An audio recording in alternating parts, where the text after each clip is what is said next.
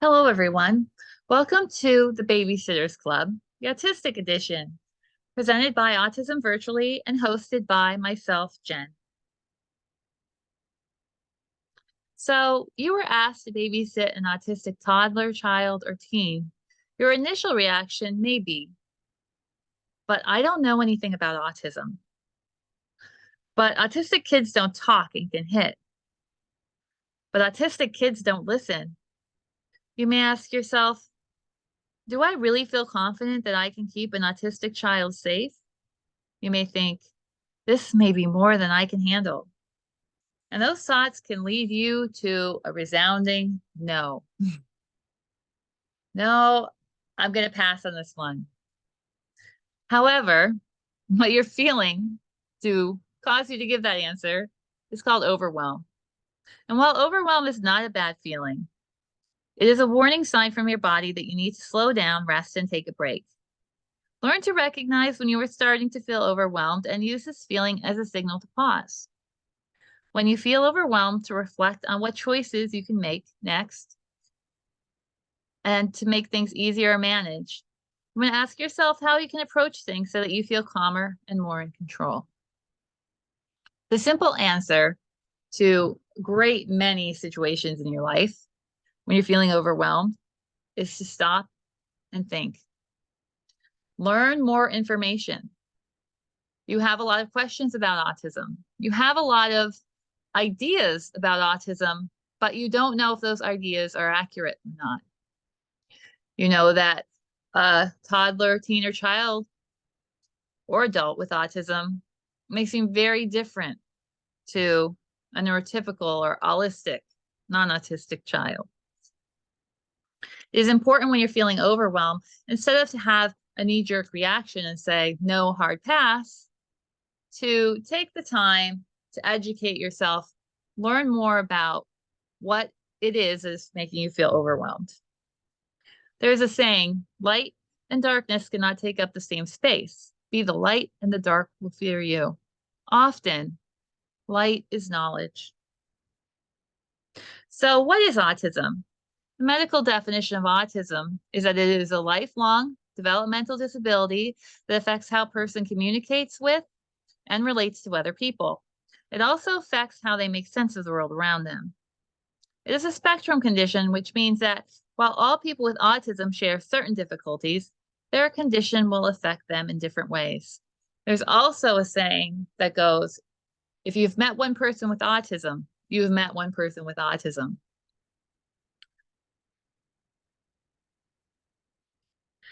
On the left, you're going to see a non-autistic brain. The non-autistic brain is what we call regulated, okay? The senses are regulated, nice circle aura going on. They're able to take in through social cues, visual cues, tone, inflection, what other people outside of them are feeling and thinking, right? They have an easy time communicating their feelings and their thoughts back.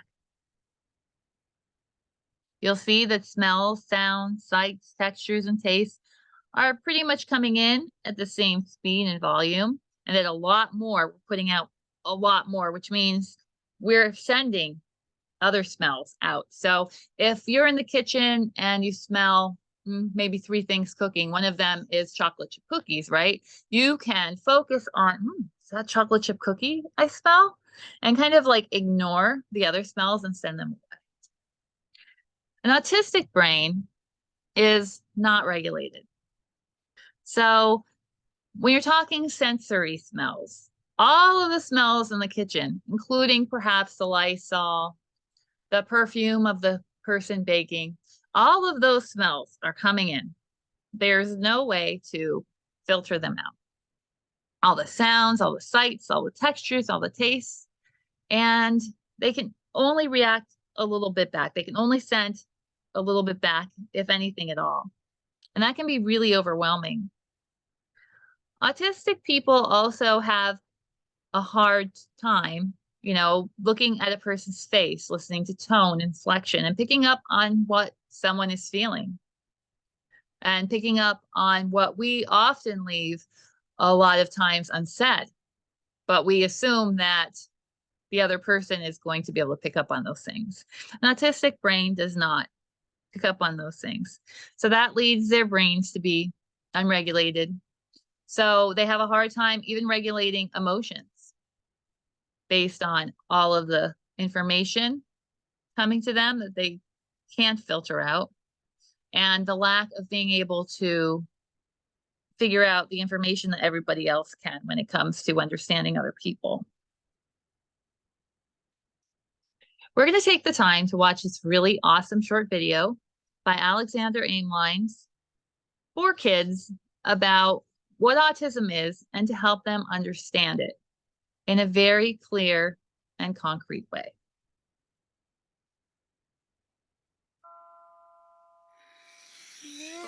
We are all different, and that's wonderful. Some differences are easy to see. Height, hairstyle, gender, eye color, and so on. Other differences can't be seen. Our favorite foods, fears, or special skills. Interestingly, the way we see the world is also different. For instance, what do you see in this drawing? Most people see a duck, but some of you might have seen a rabbit. Whichever you saw, you are correct. This is just a trick drawing to show you that all brains work differently. The brain is your body's computer. It works differently for all of us and controls how you learn. That's why we are all good at different things. How you feel, which is why we all feel different emotions. And how you communicate. Sometimes the brain is connected in such a way it affects the senses and how we perceive and read situations and interactions. This is known as autism. Many people have autism, so it's likely you already know someone who is autistic. And for this reason, it's useful to know a little bit about autism. The special wiring inside an autistic brain can sometimes make the person good at tasks we may find difficult, such as mathematics, drawing, or music. It can also do the opposite, and activities we find too easy are incredibly difficult to them, such as making friends. The senses constantly send information to your brain about your surroundings and other people. However, when a person's brain and its senses don't communicate well, the brain can become overwhelmed and confused, affecting how they see the world. Picture yourself walking down the street.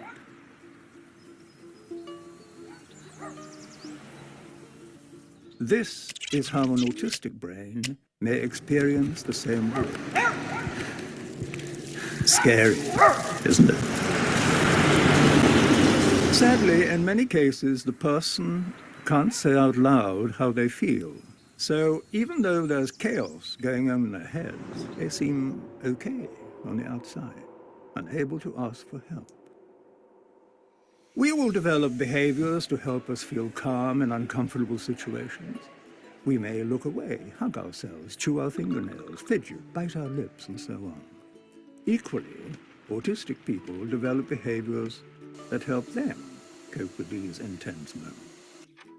These actions may seem unusual, but they're just their way to feel calm. When they happen, it means they are having a hard time.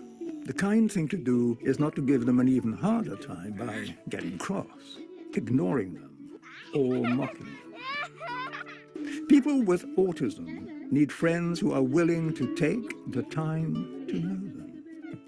With good communication and plenty of patience, everyone would be better off. People with autism are not ill or broken. They simply have a unique view of the world. And with a little support from their friends, they might just be able to share that view with us. Autism can make amazing things happen.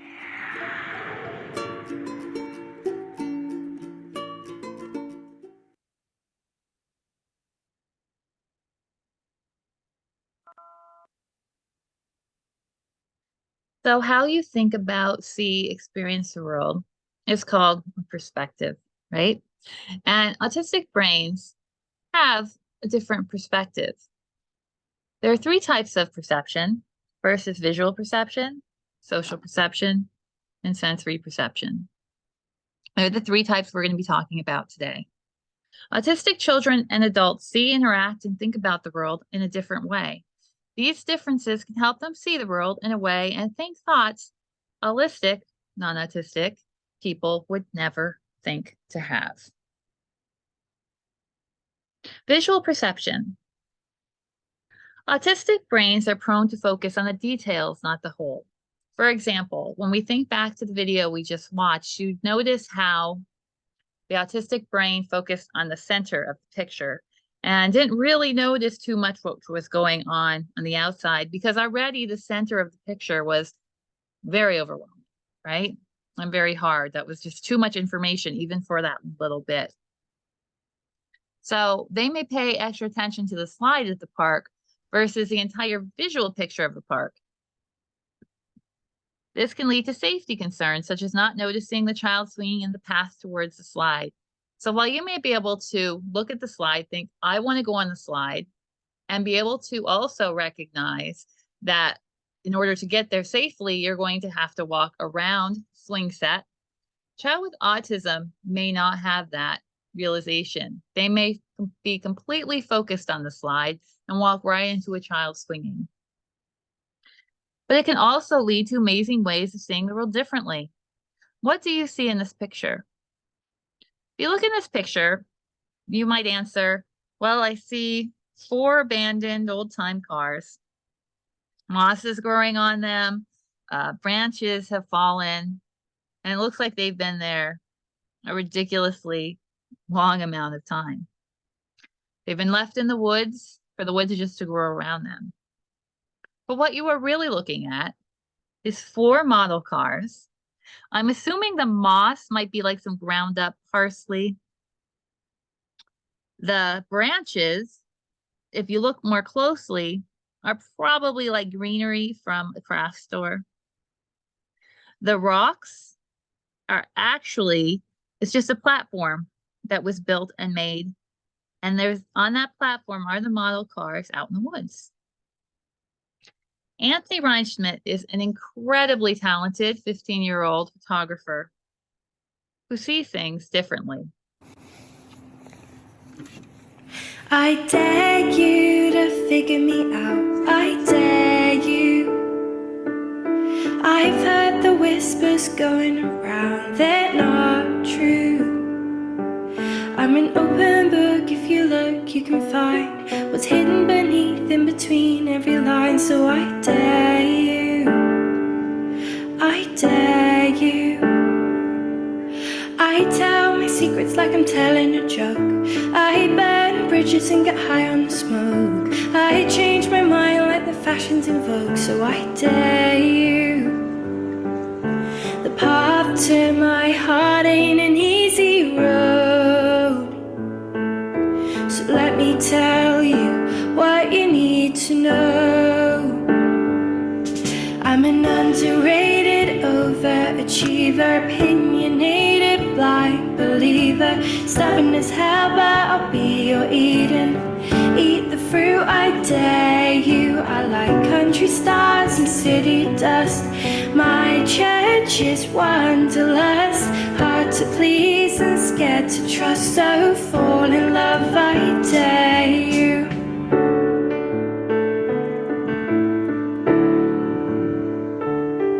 Talk politics like I'm discussing the rain. Speak my mind like I'm drunk on champagne. Cruel to be kind, I let their hearts break. So I dare you. I'm a force to be reckoned with, I know. But I swear deep down I'm someone you could call home. 'Cause I'm an underrated overachiever, opinionated blind believer, stubborn as hell, but I'll be your Eden. Eat the fruit, I dare you. I like country stars and city dust. My church nature's wanderlust, hard to please and scared to trust. So fall in love, I dare you.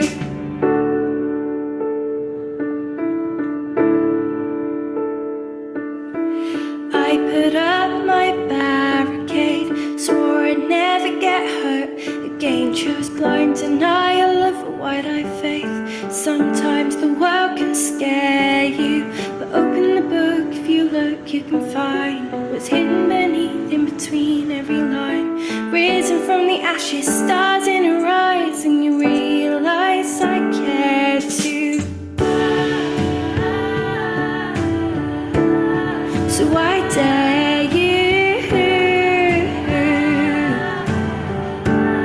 So I dare you.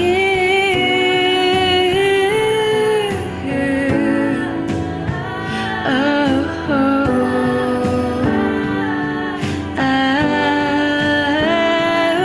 'cause I'm an underrated overachiever, opinionated, blind believer, stubborn as hell, but I'll be your eater. Eat the fruit, I dare you. I like country style.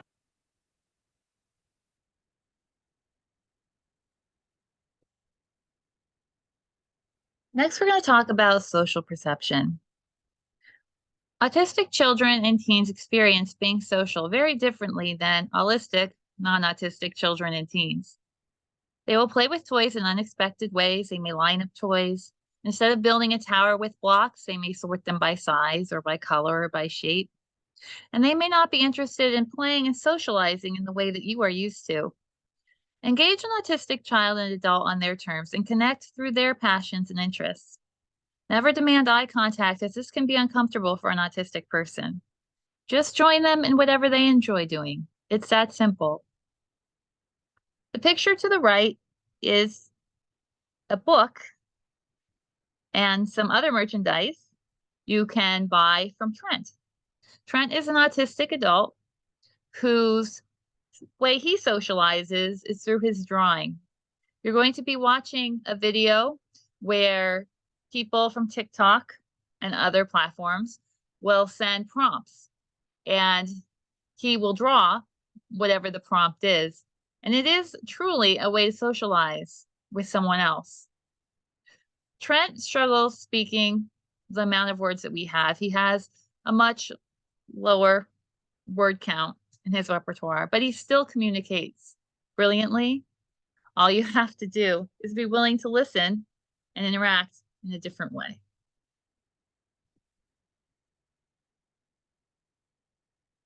Hey, Trent. Hey, Mommy. You ready to draw? Good, good.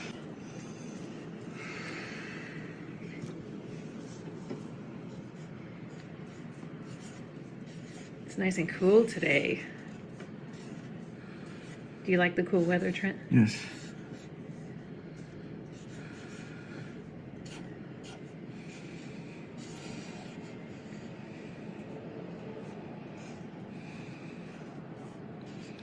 Oh, that's so cute. I love it. Hey, What's the request? panda bear with bamboo. Nice.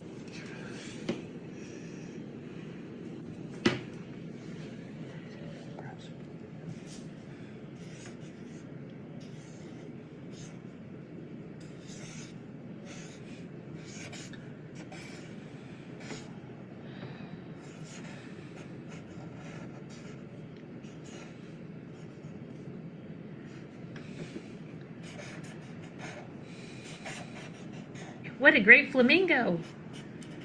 What's the flamingo doing? Paintbrush. Very good. So good, buddy. Where are we going now? Walmart. Yeah, let's go to Walmart.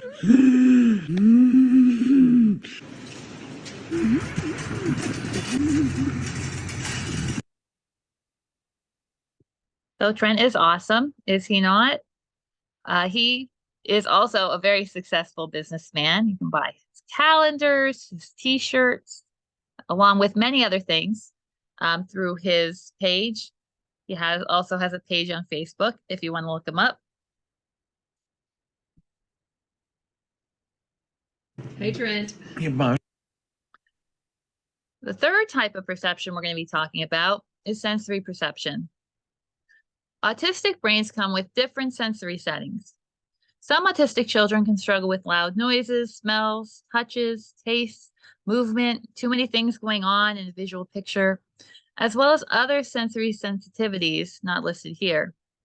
Each autistic brain processes senses at different settings, and usually what a child or teen struggles with is as unique as the combination as a snowflake. As you get to know each person, you will learn to figure out which senses they struggle with most and plan what you do and how you approach your time with that child or teen to minimize sensory struggles and overload. So what does a sensory overload look like? It can look like a lot of different things. Perhaps they're unable to sit still. You saw when Trent left Walmart, she was like totally unable to be still. It can be covering your face or your ears, crying, outbursts, frustration. Remember we talked about how autistic brains struggle with regulating emotions. So may seem to get super angry about something that you don't really understand why they're getting so agitated about. Not communicating at all, not listening to you, aggression, agitation, a meltdown, which is not a tantrum, shutdown, or just trying to leave, which is called eloping and can be a huge safety concern. So you want to try to avoid sensory overload if you can. And you can make a lot of choices while you're watching after your charge, right? You can make a lot of choices that will keep them from going into sensory overload once you understand their sensory perception challenges. So this is a video about a trip to a supermarket. And before we watch it, I'd like to remind you, we talked about some of the things like, for example, not being able to filter out unimportant sounds, not being able to focus on one thing. You'll see the mother is having no problem focusing on what she's doing, the list, picking out the one box or the one thing she wants to get. But the autistic adult, teen, child behind her is struggling with all of these things. So it is incredibly important that you understand that in loud places or in places where a child may be new, they're not familiar with, that all of this sensory overwhelm can occur.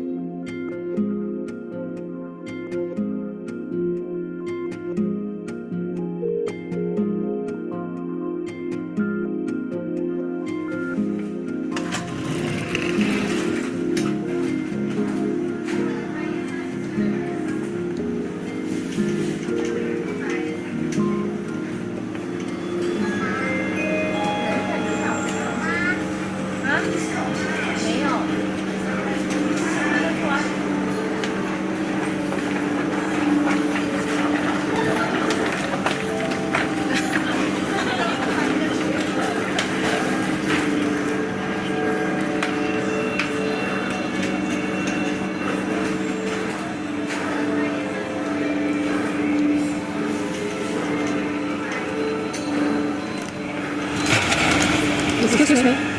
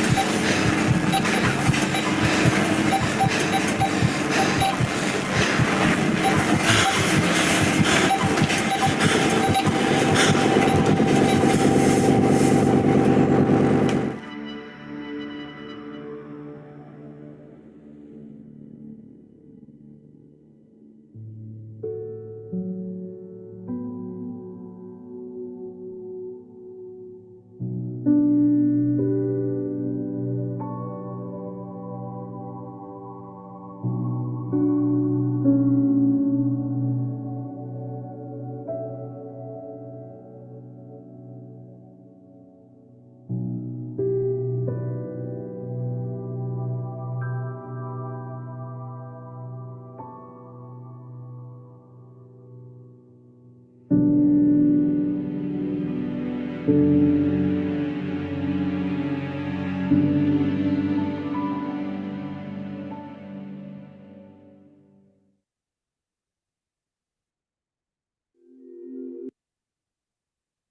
going to finish up this training with our top 10 best tips.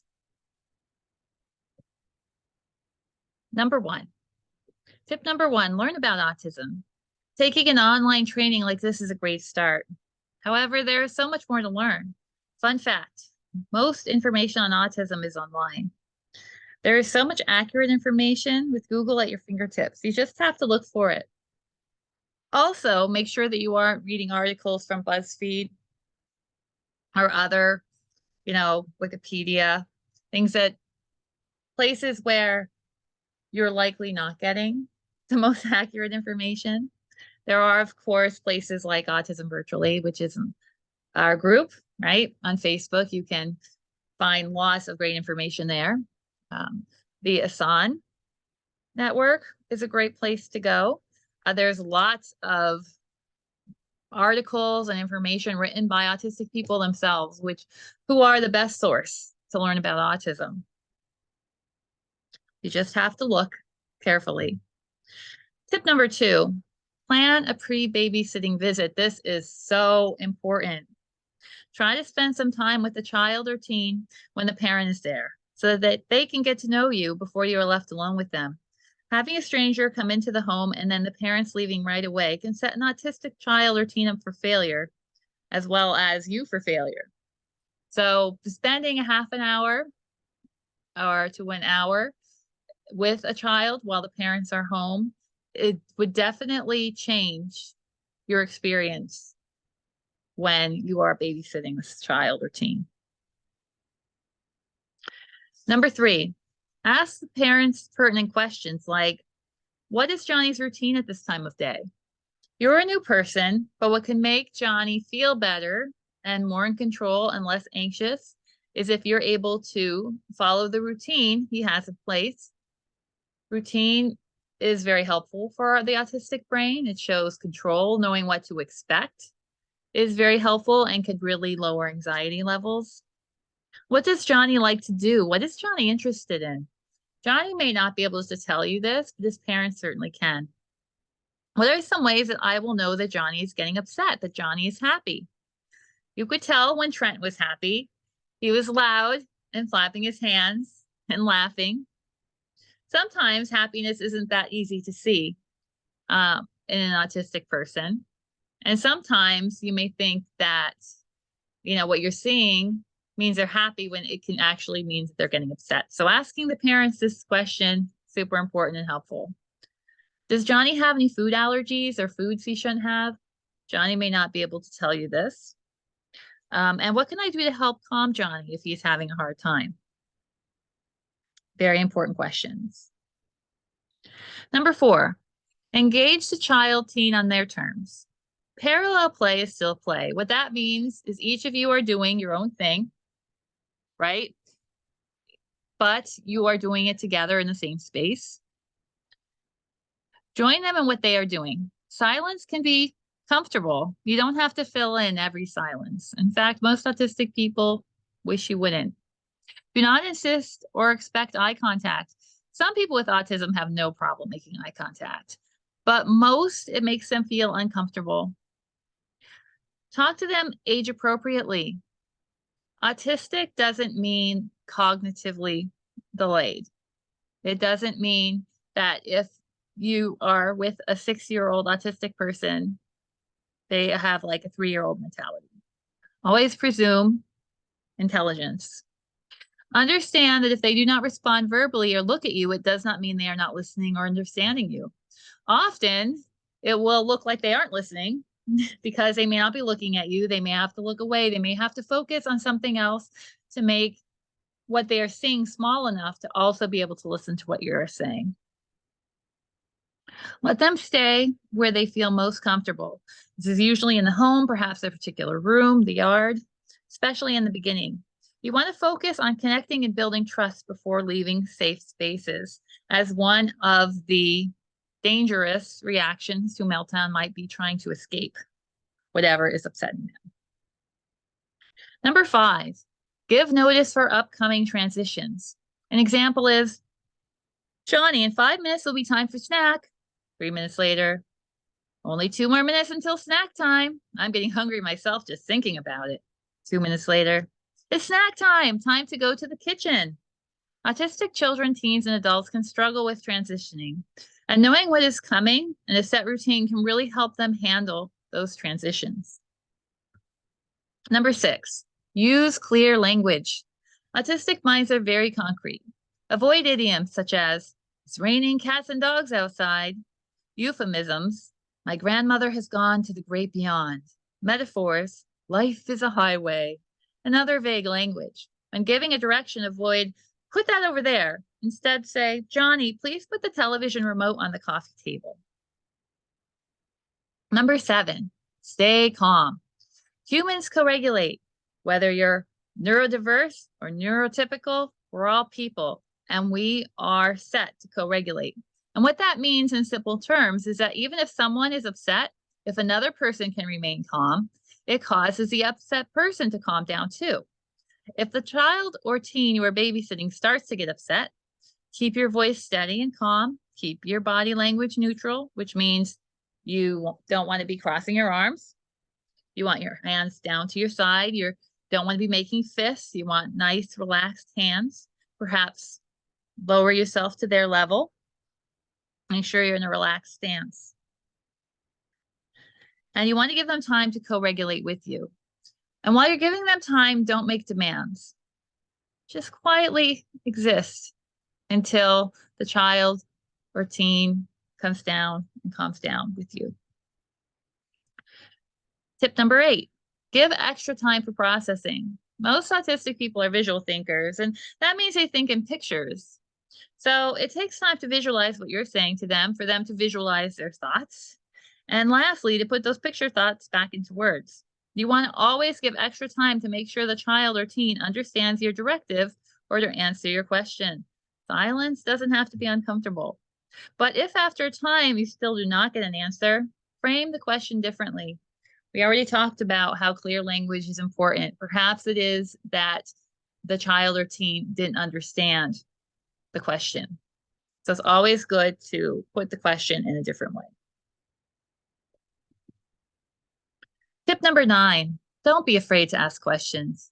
There are no stupid questions.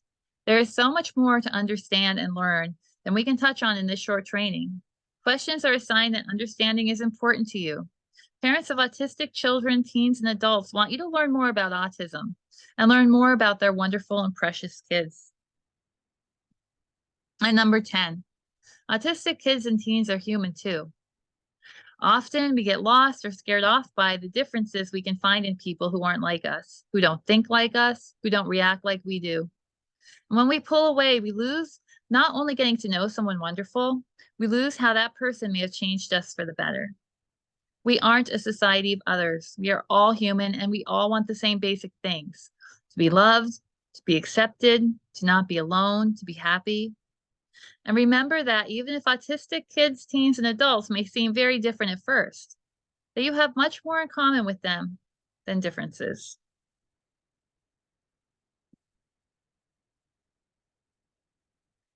I hope that after watching this training and engaging with me, that the feeling of overwhelm has passed, and you have a lot more knowledge, a lot more light on your side, that instead of knee-jerk reaction no to a parent of a child with an autistic teen, child, or toddler, that you're thinking, you know what? Yeah, yes, I can do this. In fact, I want to do this. Autistic kids, teens, adults, toddlers, they're awesome. I can see how awesome they are. Every child is a different kind of flower, and all together, they make this world a beautiful garden.